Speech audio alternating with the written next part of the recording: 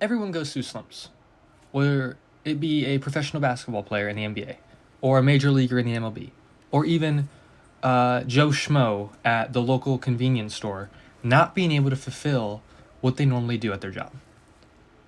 This happens to everyone. With this comes all-time slumps, however, and this is very prominent on the biggest stage. For example, Chris Davis, who went 62 plate appearances without a hit, is a very, very big example of this. Ironically, he played for the Baltimore Orioles, like the topic of today's video, Jackson Holliday. As of April 22nd, 2024, Jackson Holliday is 1 for 30 with 2 walks and 1 hit on his career. He is a .071 BABIP, which is the batting average on balls that are hit into play, which is way below league average, and it shows that he's hitting ground balls that are, routine outs, and that, he has some unlucky hits, just unlucky, not hits, outs.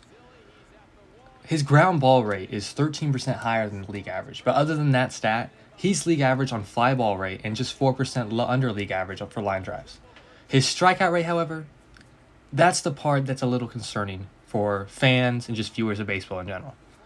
It is astronomically high as he strikes out 50% of his at-bats.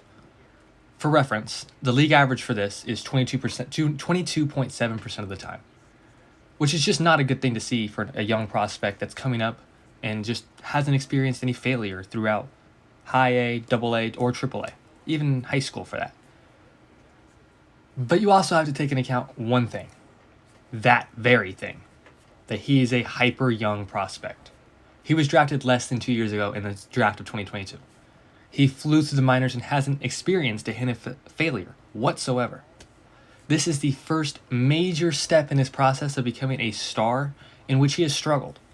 And mentally, that kills one person. That makes them doubt that their skill is even there. They may not think they're made for this.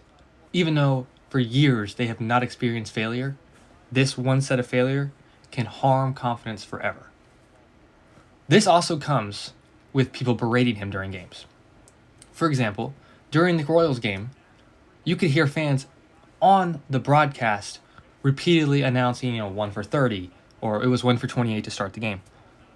Although the players can't hear this, hearing that constantly cannot help a young 20-year-old's confidence that's already struggling.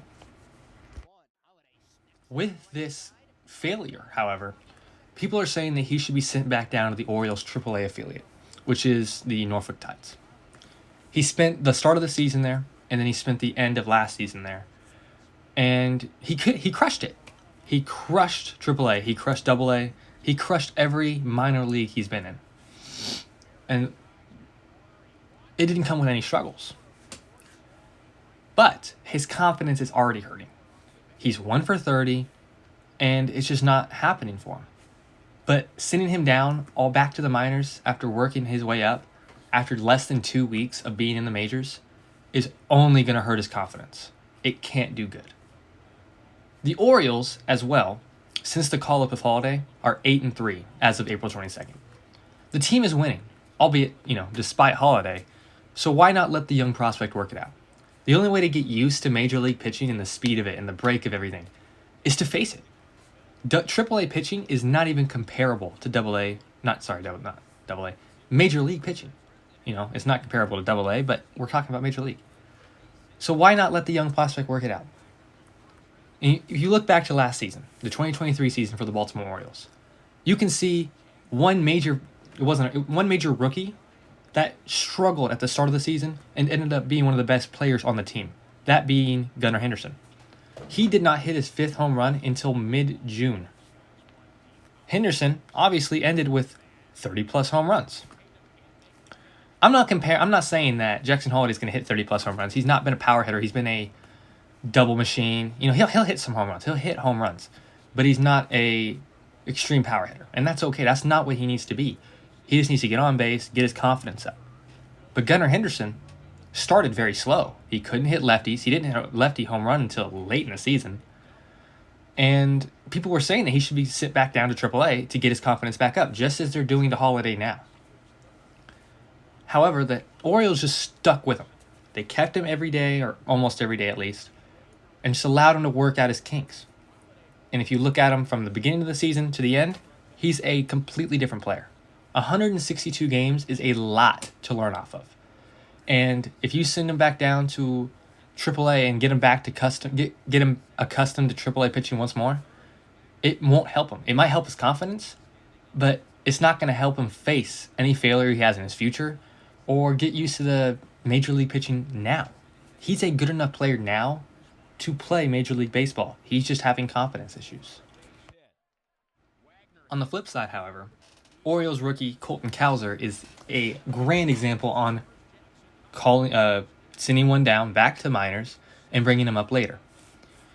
Cowser came up late 2023 or mid 2023 season and struggled. He chased and he couldn't get on base.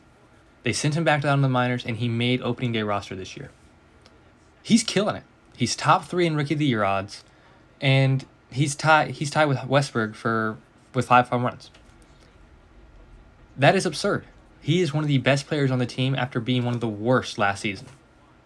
So sending Holliday down could do good, but the Orioles are winning despite his failures, his struggles. So why not allow him to get on the job experience? Now, I'm not saying like if he works it out, he's probably likely not going to win Rookie of the Year. A start like this one is extremely difficult, counting stats-wise, to come back from whatsoever. 1 for 30 is going to harm his batting average for the rest of the season. However, if you look at other, like around the league, there's one major drought going on, Aaron Judge. I'm not comparing Aaron Judge and Jackson Holliday for one. Don't get it twisted. Aaron Judge is a clear superstar. However, he is 1 for 20 in his last 20 at-bats and has struck out 12 times. Major slumps happen to everyone, even the superstars of the game. Holiday's just so happens to be happening at the biggest moment of his life up to this point.